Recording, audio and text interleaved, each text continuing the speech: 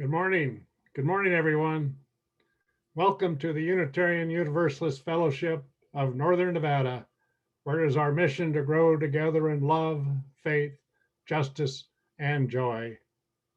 We here at UUFNN are growing, not just in numbers, but in our faith that by being and working together, we can bring about justice. It's a joy to see each of you this Sunday as we connect for a time of reflection and introspection. And we welcome all to be part of us, regardless of racial identity, age, economic circumstances, immigration status, sexual orientation, or gender identity. I'm Dave Bianchi, and it is my pleasure to serve as your worship associate today. We love having new people join us. And if that's you, feel free to contact the office or our website for more information. You can also click on the link in the chat box to fill out the newcomer form and sign up for our newsletter that will keep you informed of all the activities that go on here at UUFNN. During the service, you can toggle back and forth between the speaker and gallery view, depending on how you want to view the service. You can also update your name on your screen so we know who is visiting us. Note that you'll remain muted during the service, but you can use the chat box for comments, especially during prayers and meditation time. And as a courtesy, you might refrain from making announcements while folks are presenting. So join us for coffee time following the service, where we'll break into small groups and have an opportunity to visit. So thank you for being with us this morning. We gather together each Sunday morning as community. And even though the building remains closed, our hearts remain connected. And so we gather to share hope. We gather to share courage. We gather to share strength. And we gather to be reminded that there is so much that we can do and so much that we can accomplish together that we could never do alone. And so our symbol of Unitarian Universalism, our chalice, I'll invite you to access a chalice that you might have nearby, and we will light them together.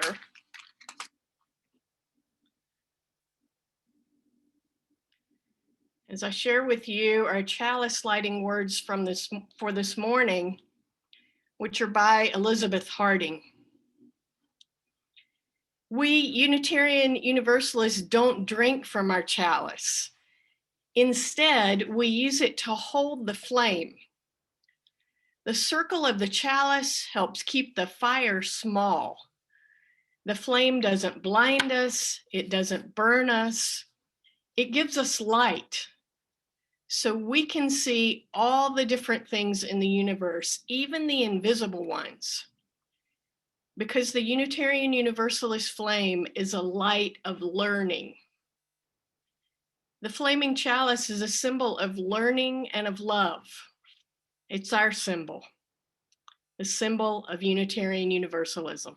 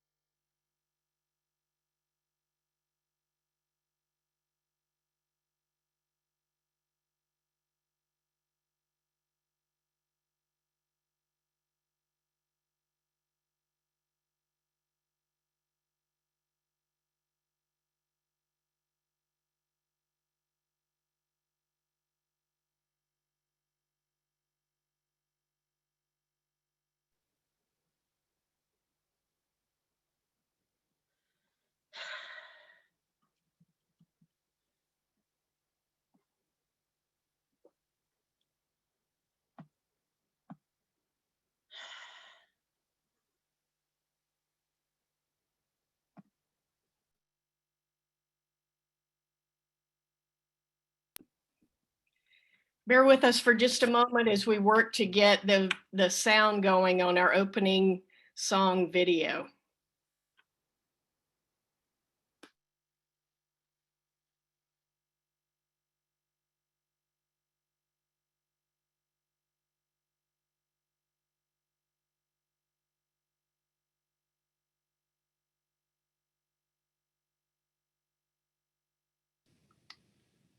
Emily, it's the video, it's the sound control on the video itself, not within Zoom, that is the problem. Sorry to interrupt.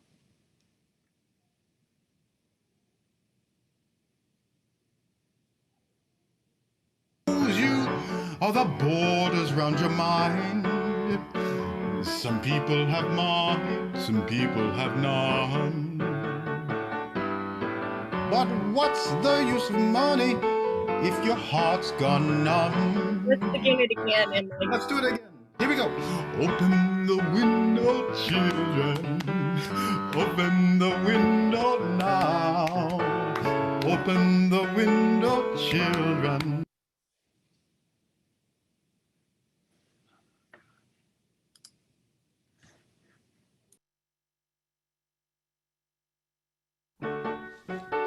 Okay, the whole community needs to get involved with this. We need singers and we need percussionists.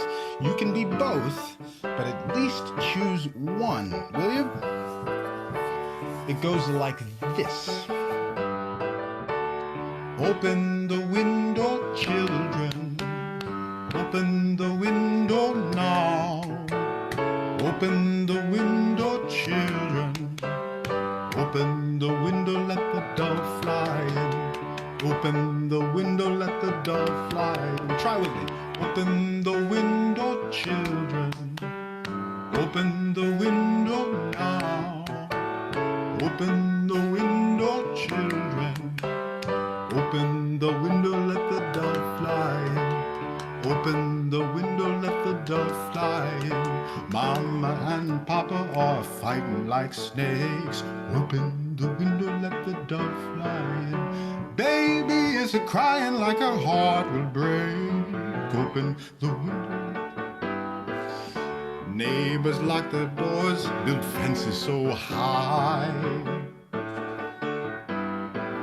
Can't see what's to discover on the other side. Here we go, percussionists. Open the window, children. Open the window now. Open the window, children. Open the window, let the dove fly in. Open the window, let the dove fly in. Borders round countries and borders round the sky. The only borders that close you are the borders round your mind. Some people have more, some people have none. But what's the use of money if your heart's gone numb? Let's do it again. Here we go. Open the window, children. Open the window now. Open the window, children. Open the window, let the dove fly in. Open the window, let the dove fly in. This big old world is in a great mess.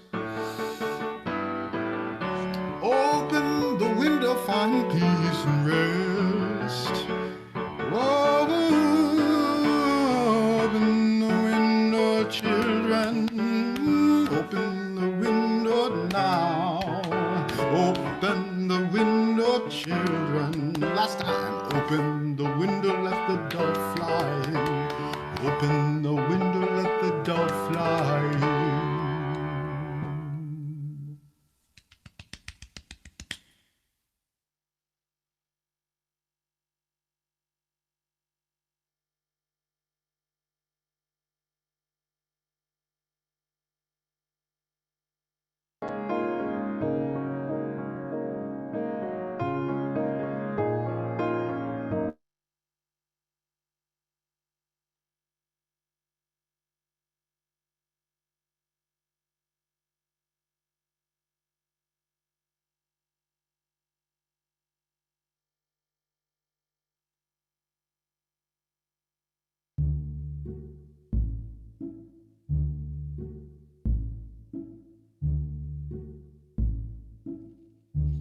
Well, back in 2013, I was living in Petaluma, California, in Sonoma County, and having a really hard time. I had a car accident with varied injuries after having slid off a cliff at Big Sur and tumbled in my car for 800 feet. So, pretty dramatic car accident. And then 2012, I had neurosurgery. All this to say that I was in a pretty bad state and feeling very alone. And I have a very good friend in New York who we speak weekly. She belongs to a wonderful church called Middle Church in Lower Manhattan in East Village. She knew that I was searching, really searching for community. And she called me up on a Thursday, I have it on my calendar, and told me about Unitarian Universalists. There was a congregation in Petaluma. I run out of money. I'm about to move. I need to move. My girlfriend calls me and says she has possibly a place in Reno. I took my iPad, put it on my lap, and put Reno Unitarian Universalists. And luckily, a congregation came up, and that's where I came. It was just before Trump got elected 4 years ago. And I remember thinking, that Sunday, this will be the test. This will be if I know I'm among people I want to be with. And when I walked in, everyone was in mourning. I knew. That was one of the moments that I knew these are the people I want to be with. And it has continued to be that way. The UUFNN has helped me physically, practically, financially, I'm alone here, basically, but I'm not. I'm not alone here. I'm in the UUFNN family, and that is a powerful thing.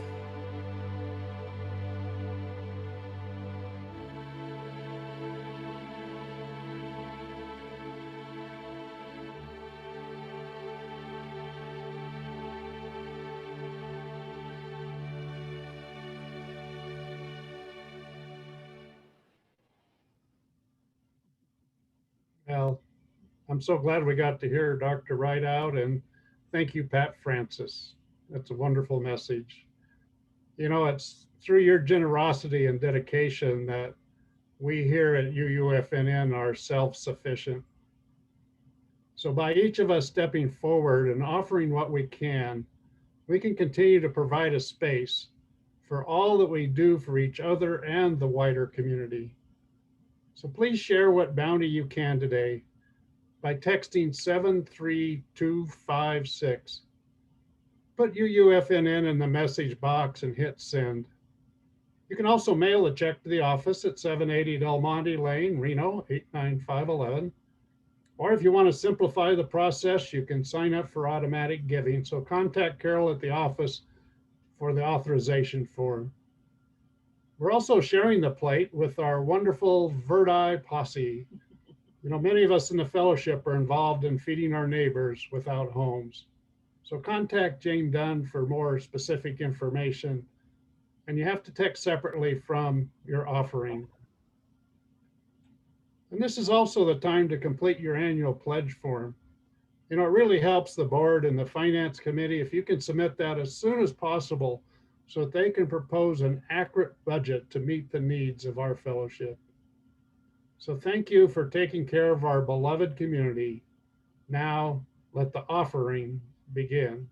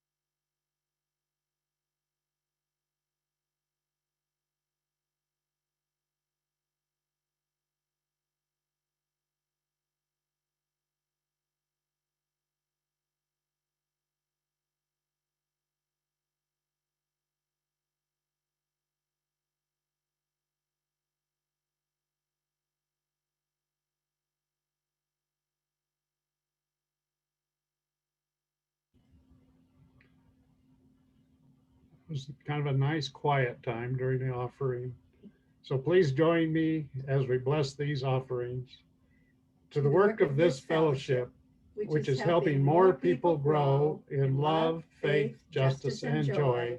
We dedicate ourselves, and these are offerings.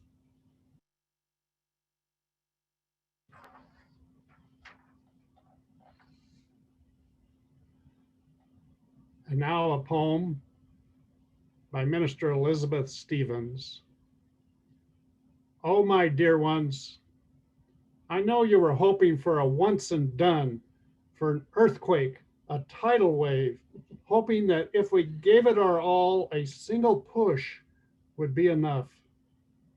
That after this, we could sink back into complacency, back into the comfort of our privilege.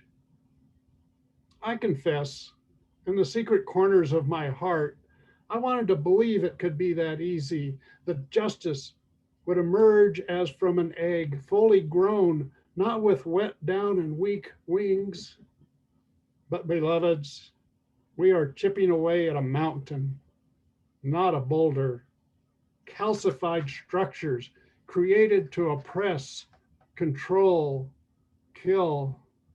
Thousands of years with this stupid idea that some are more worthy, some deserve power by virtue of who they are, what they look like, which tribe they claim. Erosion is slow work, sweethearts. Celebrate the progress, the triumphs. Celebrate also the heartbreaking almost. Breathe. Rest for a time. Then get up and turn again toward kindness, toward your neighbor in need, toward those who are still trapped in the stone. Tell them, I won't give up. Tell them, I am with you. For you, I will keep chewing. For you, I will learn to eat rocks. I'll keep grinding until the mountain crumbles to dust.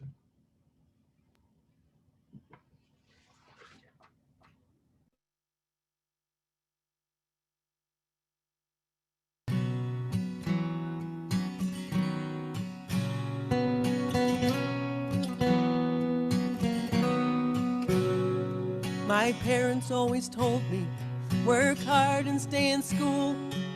Trust the church and leaders of our town. But now that I am older, the violence that I see, the trust I had is slowly breaking down. There's a fire in Ferguson tonight. It's not the kind of fire you see. It burns in everyone who seeks justice, truth, and dignity.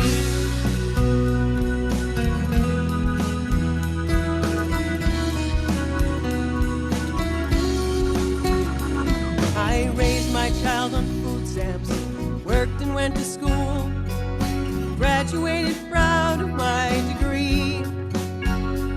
In the news, another killing, a young black life cut short. Police have turned their guns on you and me. There's a fire in Ferguson tonight. It's not the kind of fire you see. Burns in everyone who seeks justice, truth, and dignity.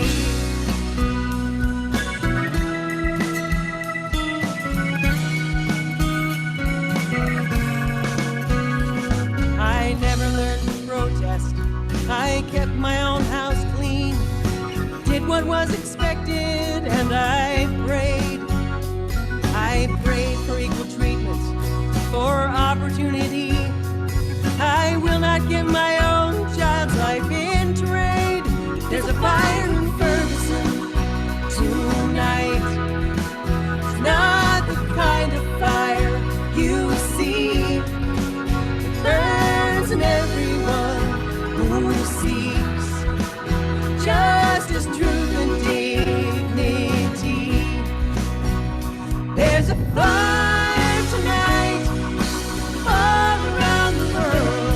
There's a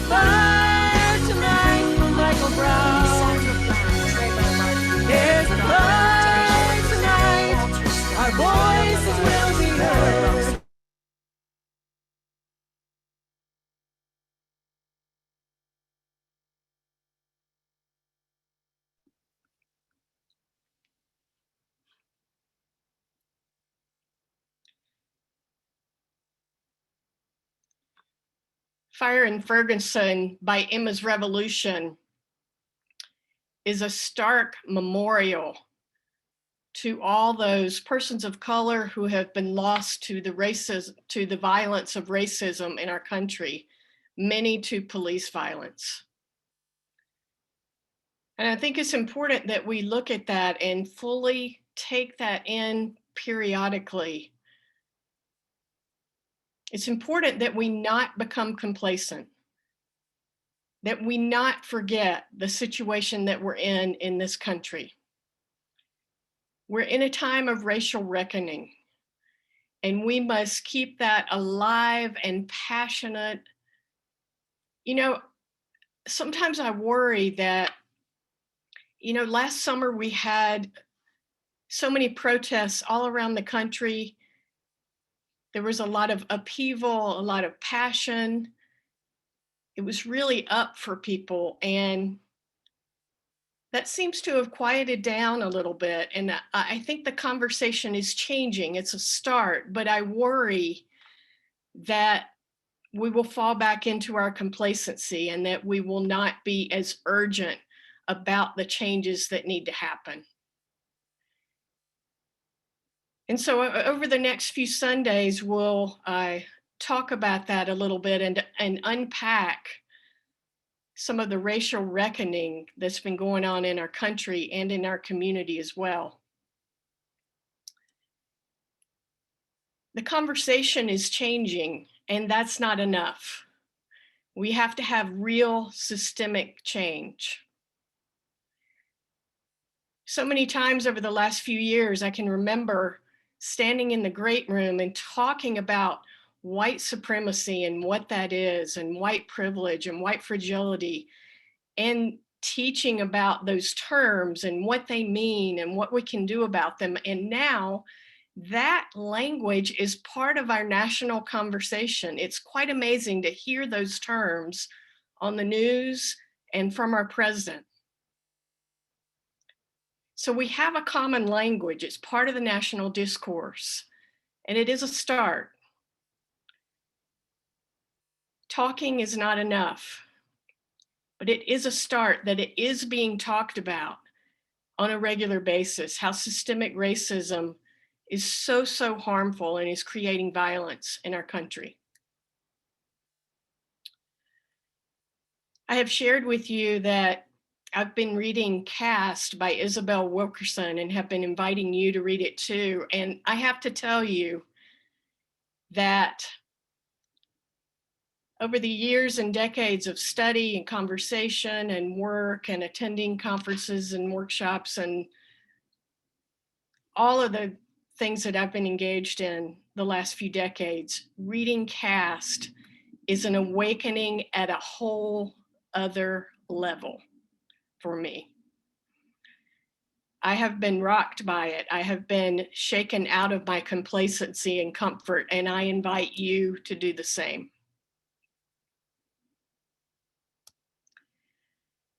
Wilkerson opens the book with what I think is such a powerful analogy that I want to share with you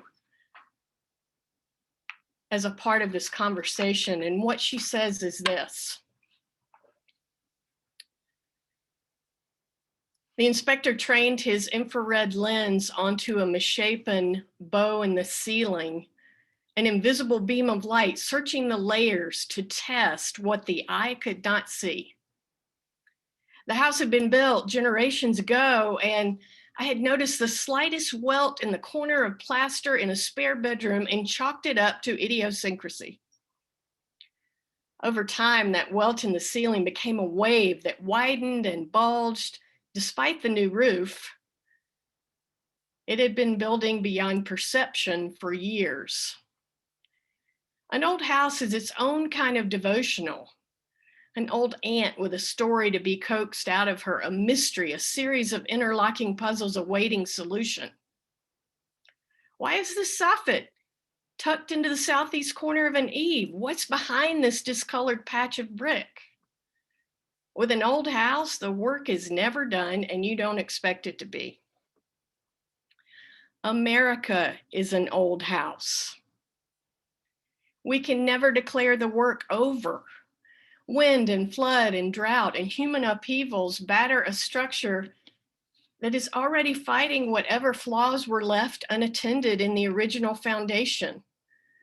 When you live in an old house, you may not want to go in the basement after a storm to see what the rains have wrought, but choose not to look at your own peril. The owner of an old house knows that whatever you're ignoring will never go away. Whatever is lurking will fester whether you choose to look or not. Ignorance is no protection from the consequences of inaction. Whatever you're wishing will go away will gnaw at you until you gather the courage to face what you would rather not see.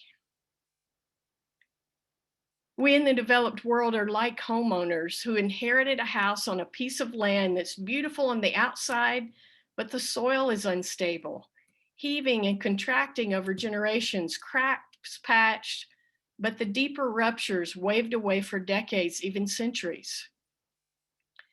Many people rightly say, I had nothing to do with how this all started. I have nothing to do with the sins of the past. My ancestors never attacked indigenous people, never owned slaves. And yes, not one of us was here when this house was built. Our immediate ancestors were here. They may have had nothing to do with it, but here we are, the current occupants of a property with stress cracks and bowed walls and fissures built into the foundation. We are the heirs to whatever is right or wrong with it. We didn't erect the uneven pillars or joists, but they are ours to deal with. Any further deterioration is, in fact, on our hands. So unaddressed, the ruptures and cracks will not fix themselves.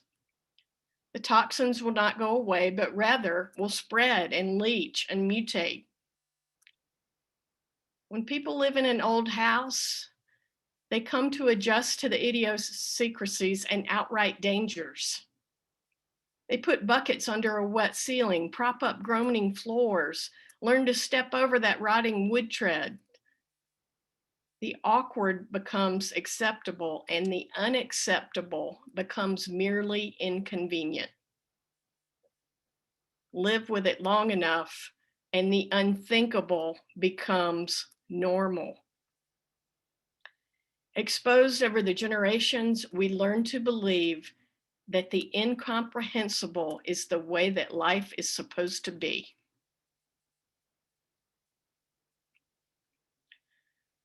Our America is an old house indeed, beloveds. And this is a powerful, powerful analogy that I hope that we can hold on to and remember and allow to shape us. This old house that we cannot turn away from the cracks and the fissures and the problems in the foundation. We can't get used to them or turn away from them or hide from them or pretend like they aren't there and not do anything about them.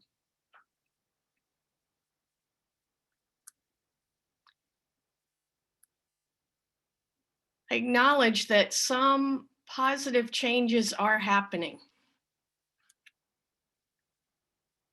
In Virginia, which is a former Confederate state that has executed more people than any other state in the country, has just voted to end the death penalty.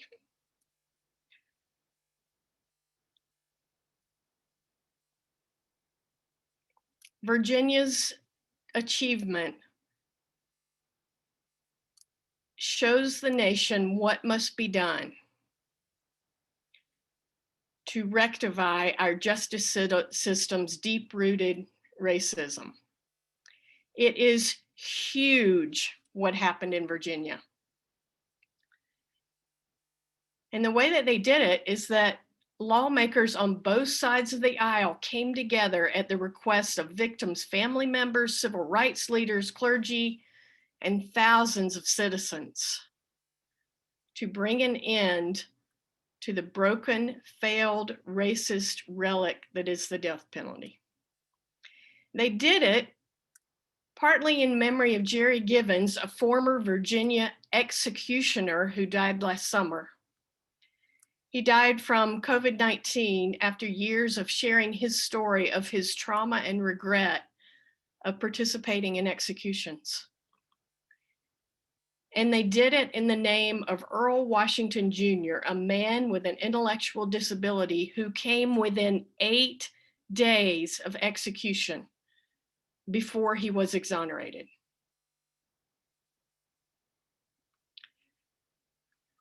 A large part of the reason why I am so against the death penalty is that persons of color are so disproportionately wrongly convicted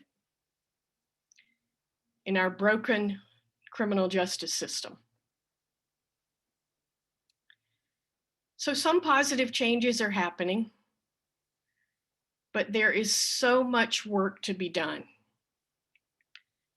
There is so much work to be done when it is possible for a 9-year-old Black boy to face expulsion from school because a BB gun could be seen in the room behind him on camera. Is there any part of us that thinks that would happen to a white child? That would be handled so differently. And yet, we cannot deny that there are different justice systems in place for white folks and for folks of color.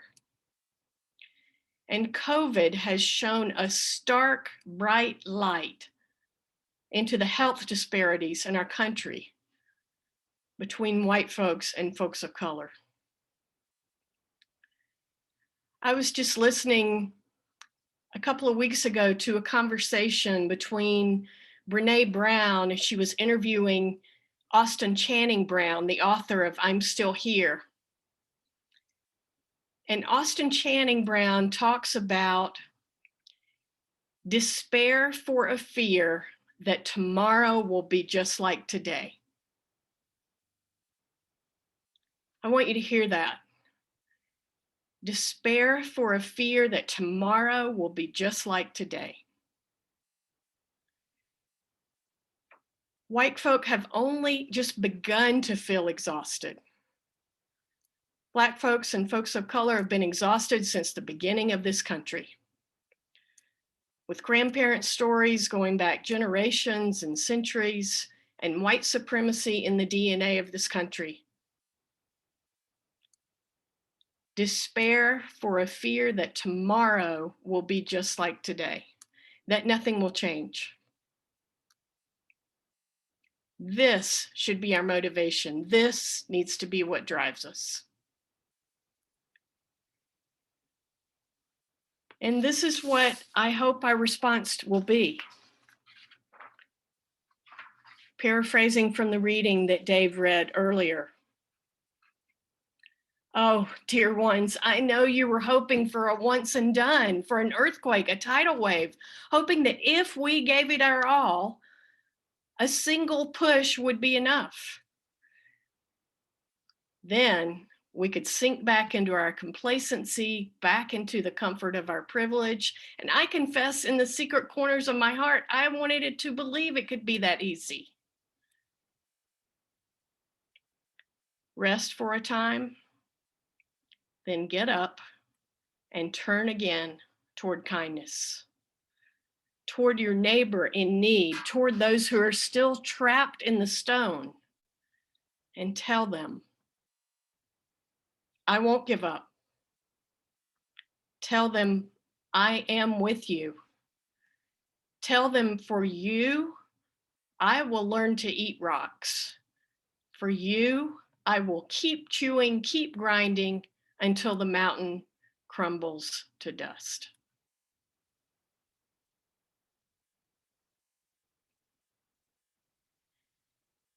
I'm going to ask us, rather than closing my reflection in the usual way, I'm going to ask us to participate in a few moments of silence.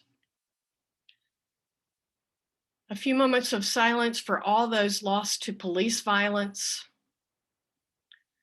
all of those lost to COVID, persons of color in disproportionate numbers, and a moment of silence for our commitment to working on racial justice in our country, in our community, and within ourselves. And I'm going to light another candle. We take a moment to hold a moment of silence in memorial and toward our commitment.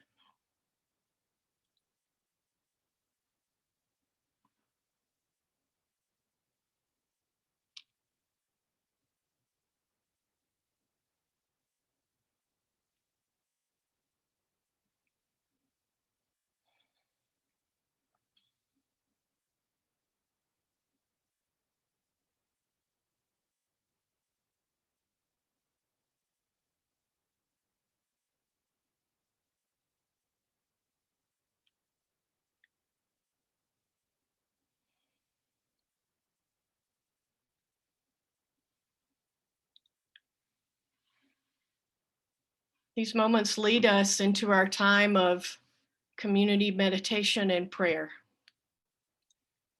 We unite our hearts and our spirits and our hopes. And you're invited to share in the chat box during these moments the meditations and the prayers that are on your heart today.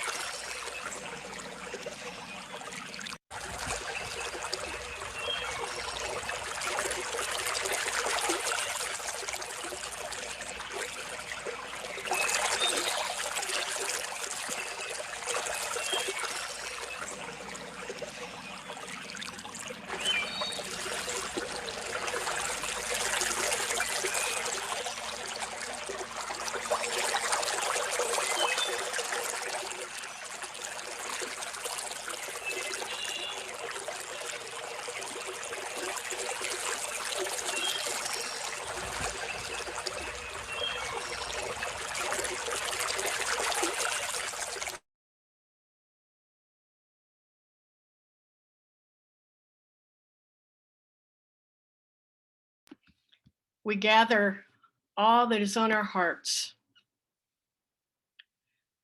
those concerns that we are able to speak and the ones that are held in such deep places without words. And we gather our joys and our celebrations, our thanksgivings for connections and for this powerful, dedicated, ever more committed community. And we offer our gesture one to another, one hand on the heart, the other hand extended forward as our way of saying to each other, I see you, I hear you. We are indeed all in this together. And we all are held in the heart of love. Amen.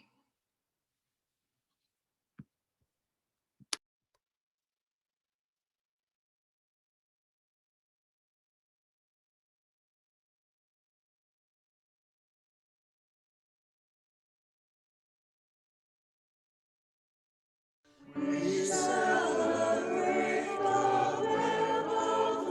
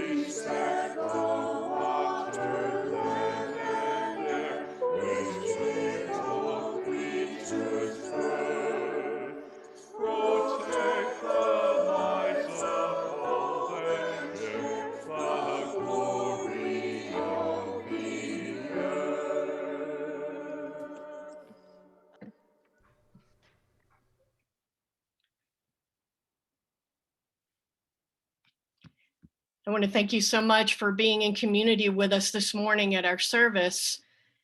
And I want to thank you for being ever more willing to move from comfort to courage in this work. I want to share with you the trajectory of our services the next few weeks. Next week will be a part 2 of this racial reckoning that we're experiencing. And then the following week, we will take a moment in time to acknowledge the year of COVID. That'll be in March 7th. And then on March 14th, we're going to take some time to look inward at how white supremacy lives in our own community here at UUFNN, and ask some questions and have a time of learning and really moving that work forward. I look forward to sharing in all of these weeks together. This work is so important right now. And it's important that we take this opportunity to work on it together and to move from comfort to courage in all the ways that we can as we hold each other in it. Please watch your emails for all of the programming and connection opportunities that we have going on. And if you know of someone who needs support, we'd sure love to reach out a hand to them, and you can let us know that. Rosalind Bedell has an announcement. Good morning, everyone. I'm Rosalind Bedell, and I'm one of the co-presidents of your Board of Trustees and a member of the Stewardship Committee. As you know, our stewardship campaign is underway for the next fiscal year, beginning on July 1st. And I'm happy to let you know that as of today, our pledges already committed for next year are over $164,000, which is 49% of our goal of $335,000. So it's very exciting to be almost halfway on our pledge drive. And I want to thank you all very much for your generosity. As last year's pledge drive was getting going, COVID was getting into full swing. And you as a fellowship stepped up to make sure we would still flourish as a congregation and a community despite the virus. As a result, despite some loss of income, we have made it through the year in good shape thanks to your generosity. It is wonderful to look at the Zoom screen every Sunday and see so many participants, usually around 100. Some of you from far away, and also many new faces who have joined us over the year. Despite the virus, we are growing and attracting new people. As the new year begins in July, we hope we will by then be thinking of reopening. Of course, at this point, we don't know exactly when that will be. But not only will we reopen in person, but we're also hoping to keep our Zoom content going too. You told us when we had the question and answer services a few months ago that you wanted to keep that connection with Zoom as well as in person. And that while many of you long to be together in person, there were those of you who like to engage by Zoom from your own home. So we're planning to do both and attract people beyond our physical boundaries. All these things, however, require money. And the Finance Committee will next month begin the complicated and arduous process of planning our budget for the next year. Your pledges form the basis of our budget and allow us to decide what we can afford next year and what we can do. The Finance Committee drafts the budget, and it moves back and forth between the Finance Committee and the board several times before it's finalized in April, ready for approval by the congregation at the annual meeting in May. So I would ask you, if you have not already done so, to please send in your pledge as soon as you can. Not only does this help us plan, but it also means that we as a stewardship committee won't be bothering you anymore with reminders. We know that some of you are not able to do this, and that for many this is a difficult time. But if you are able to, we ask you to consider increasing your pledge to help us reach our goal. This will help us return next year stronger than ever and ready for a new phase in the life of our fellowship. The information on how to pledge is in the e-blasts every week, from the fellowship, the All the News e-blast and the Sunday e-blast, and also can be found on the pledge page of our website, together with the pledge forms you'll need. If you have any questions, please feel free to email us at our dedicated stewardship email address, stewardship@uufnn.org, and any member of the Stewardship Committee will be happy to help you. So once again, thank you so much for your generosity and for keeping this community which we love together and growing. Once again, thank you so much for joining us today. You'll be invited into small group conversations after our closing song. If you would like to join in on that, you can accept that invitation when it comes onto your screen. Our closing song is called We Are, and it's an opportunity to reflect on our legacy. As we do this work, ponder the world that we want to leave for future generations.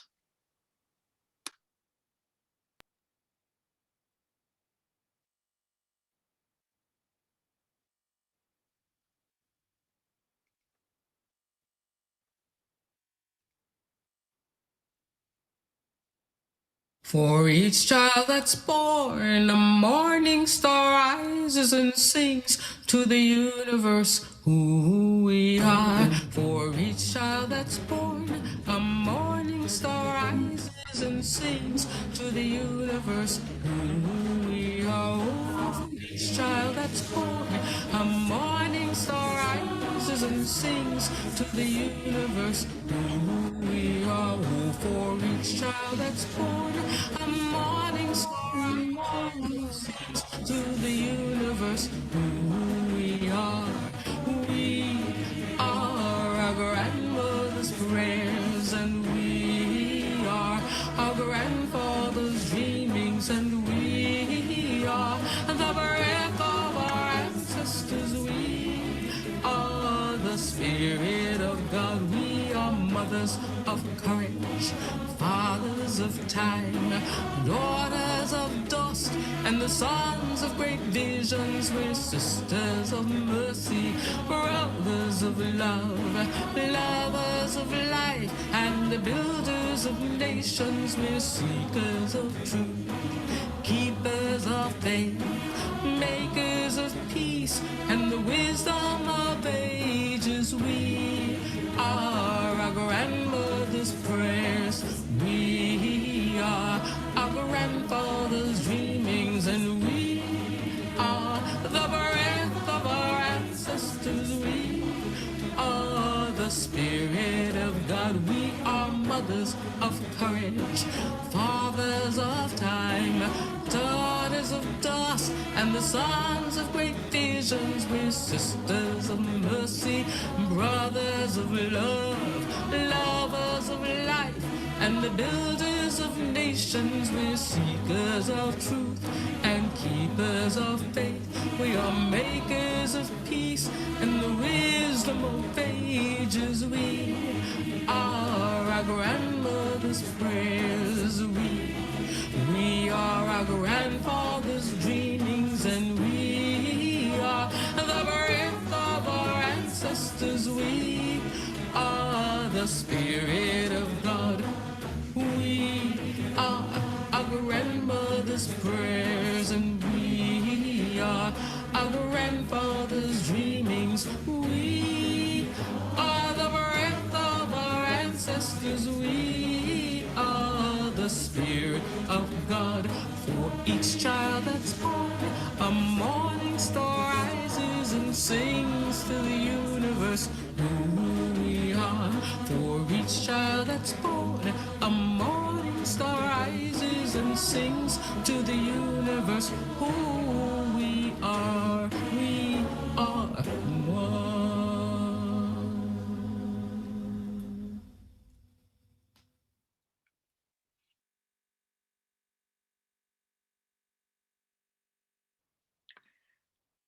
Let us form our point of connection in our windows for our final benediction. Beloveds, indeed, we are the breath of our ancestors. Our ancestors dreamed us into being. And so we ponder those who will come after us. At some point, we will be the ancestors. And we dream those who follow into being. What sort of world will we leave them? Blessed be, amen, and namaste.